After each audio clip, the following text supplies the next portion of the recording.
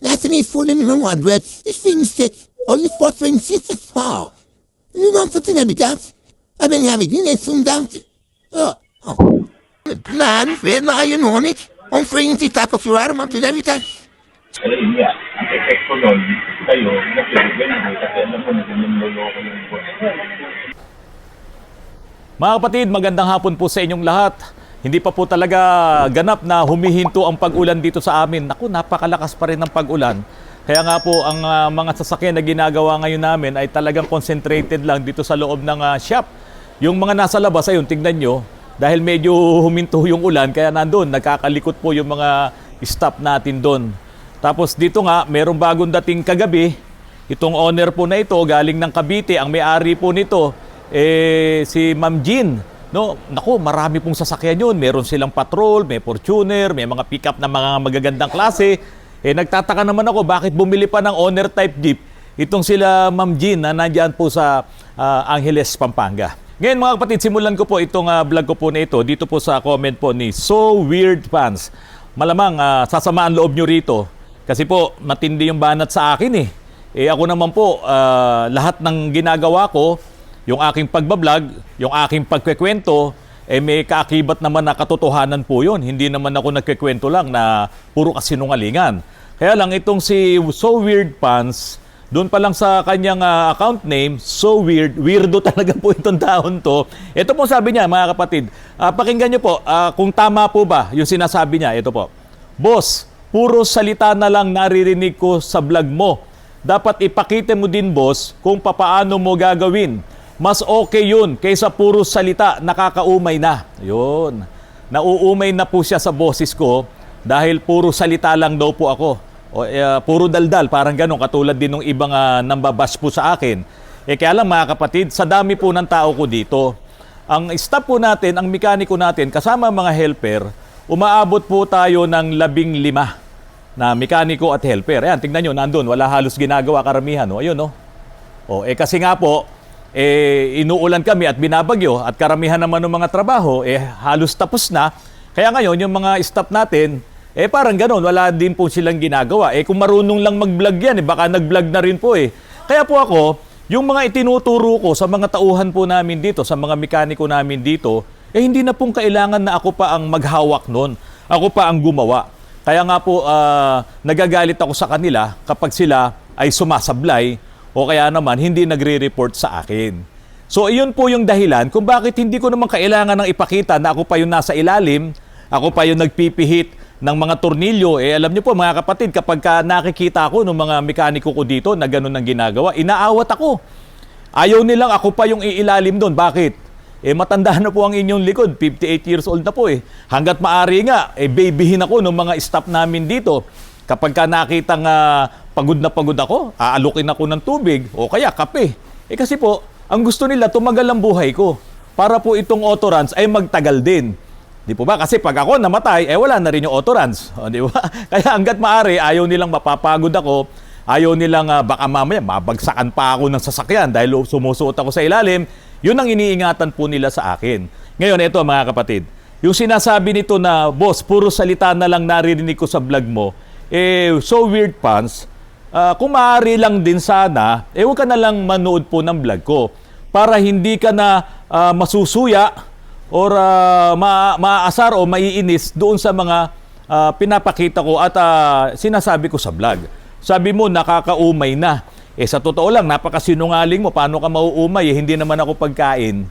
Di ba? Bakit ka mauumay? Malamang mekaniko to. Kasi ang gusto niya rekta na. Ayaw niya ng theory. Ayaw niya ng kaalaman. Kasi may mga mekaniko, sa totoo lang, pagawain mo, dahil sa experience, gagawin nila, magbubuo ng makina, pero pag nagka-problema, kamot ulo. Yung mga electronics na mga sasakyan, bubuuin nila.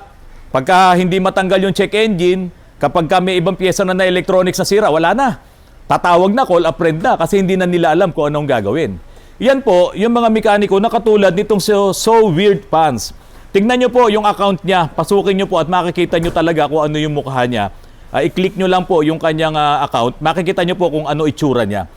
Ayaw nilang malaman yung theory, ayaw nilang malaman yung talagang kaalaman, yung basic, pati yung foundation, nung mga ginagawa natin, nung mga pinapakita ko, ang gusto nila rekta na. Ang gusto nila shortcut na. Kaya pag nagkaroon ng problema, hindi na nila alam. Nagiging bobo na sila kasi mas magagaling pa nga po kayo na nanonood po ng vlogs ko. Kaya hindi po nila kayo maloloko. Itong mga ganitong klase ng mekaniko na ang gusto lang nila ang makita yung kung paano ginawa, tapos pag nagawa na tapos na, hindi naman nila alam kung ano history, ano symptoms, o kung sakaling bumalik yung sira, anong gagawin nila. Hindi na nila alam. Kaya nga po mga kapatid sa YouTube, meron din naman kayong mapapanood dyan na gawa ng gawa, pero itatago naman niya yung kung paano talaga na-solve yung problem. May mga cuts pa nga po yung video niya. Ipapakita niya, ito yung sira, ito yung naging problema, tapos ilalagay niya na, pagkatapos tapos na, hindi naman niya i-explain kung bakit yun nangyari. Kaya tuloy, yung mga nanonood, siyempre, kulang din yung kanilang natutunan. Ako naman po, mga kapatid, pinipilit ko talagang ipresenta, i-explain kung ano po yung mga ginagawa po natin sa pagmemekaniko. So ito pong si So Weird Pants, malamang nung ito ay nag-aaral, ang gusto lang nito ay laboratory o kaya PE. Yan lang ang gusto niyan. Pagdating doon sa academics, wala na. Kaya pagdating ng exam, bagsak na po ito. Laging palakol grades. Kasi ayaw niya nung kwento nung teacher. Ayaw niya yung teacher nagtuturo at dumadaldal. Sa totoo lang, sa pag-aaral mo, mas marami yung daldal kesa doon sa aktwal. Lalo na sa pagmemekaniko. Mas marami ang lectures kasi nandoon yung foundations. Yun ngang aktwal, ang dami ngang mga nag-aaral ng mekaniko, may mga nag-test na pa nga pagdating dito sa amin, wala, nangangamote sa kaalaman. Kaya dito pa sila talaga natututo.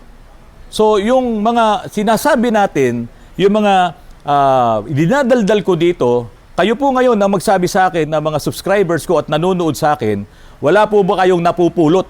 Wala po ba kayong natututunan doon sa mga sinasabi ko?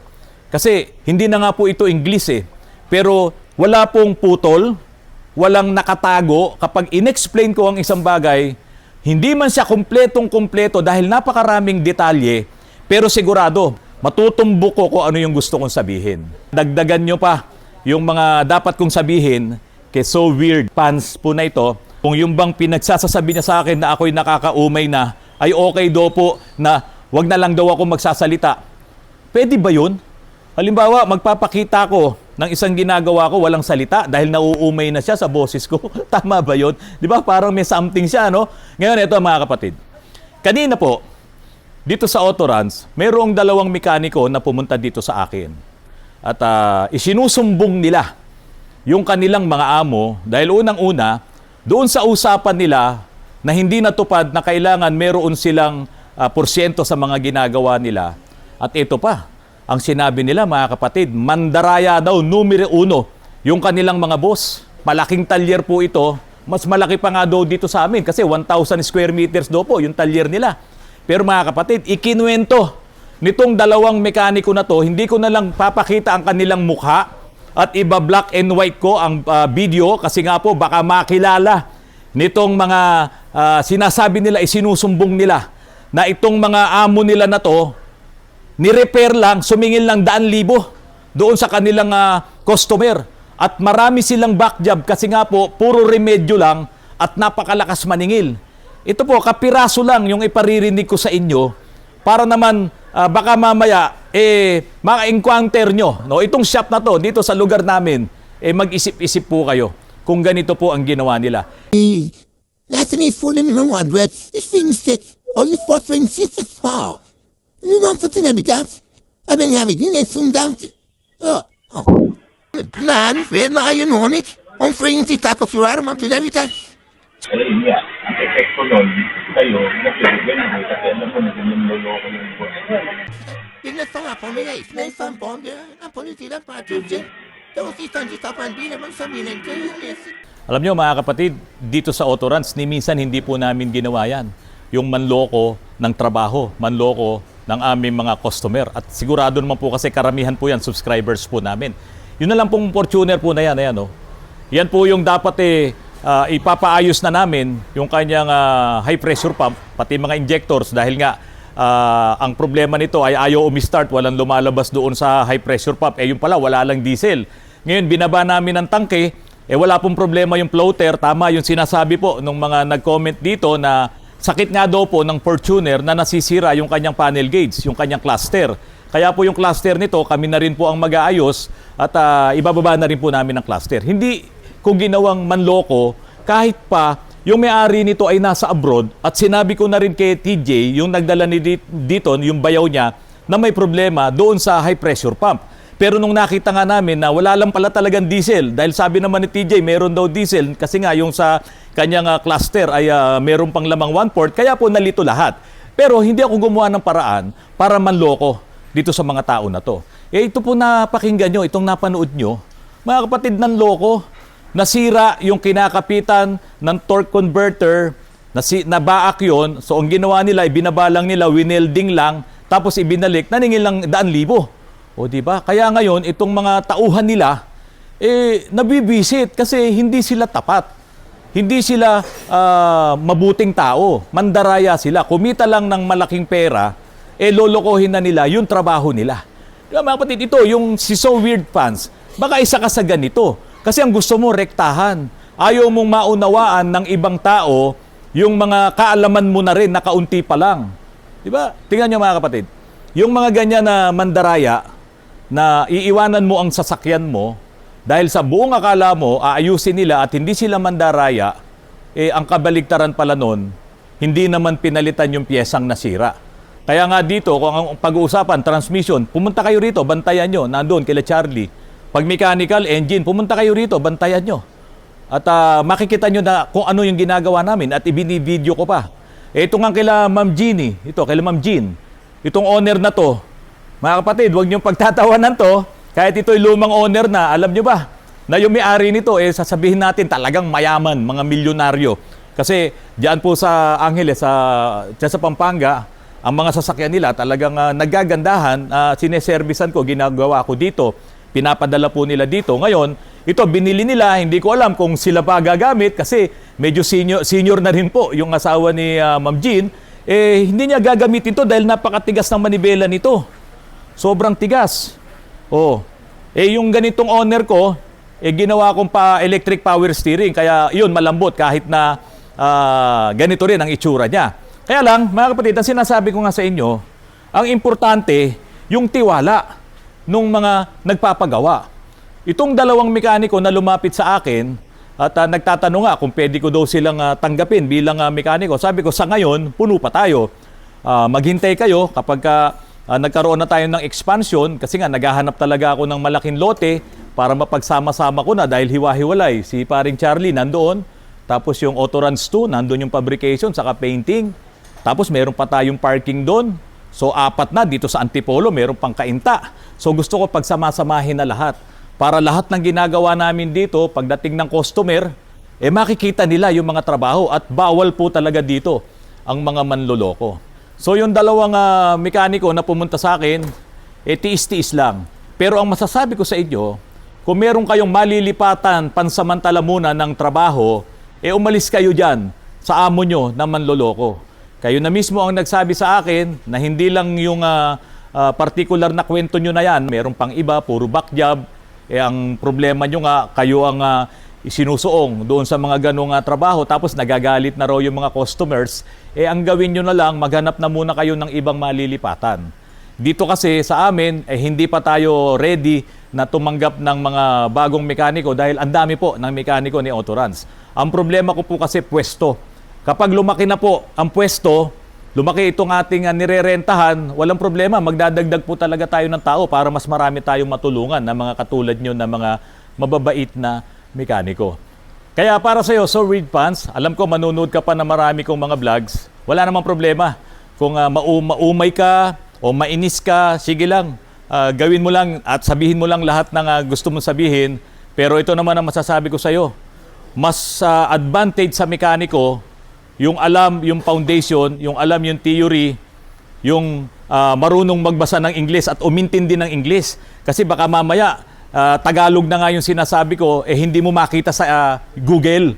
Kaya ka siguro na mo problema. Hindi ko naman kayang mag-vlog ng diretsong Ingles, pero one day itatry ko yan. Para lang sa iyo yan, only for you. ako ay magbablog ng puro English. So weird fans kasi weird ka eh. So yun mga kapatid, kayo na po ang bahalang mag-comment dito kay So Weird Fans kung anong mga gusto nyong sabihin sa kanya. At doon sa dalawang mekaniko, ang aking panalangin, no, sana makahanap muna kayo pansamantala ng malilipatan nyo para hindi kayo madamay sa kalokohan nung amo nyo ngayon at kasi baka pati kayo ay malasin sa inyong buhay. Maraming salamat. Magandang hapon po sa inyong lahat.